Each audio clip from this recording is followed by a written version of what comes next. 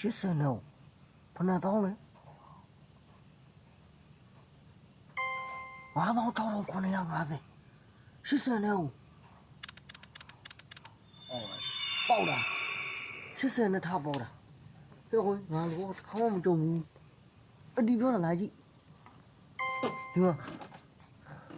9000 9450ဖြုတ်သွားပြီ80နဲ့ပေါက်တာမင်းတို့ပြီးရင်ကိုကြီးဗီဒီယိုရိုက်ထားတယ်ပြန်ပြမယ်ဟိုဗီဒီယိုရိုက်ထားတယ်ပြန်ပြမယ်80နဲ့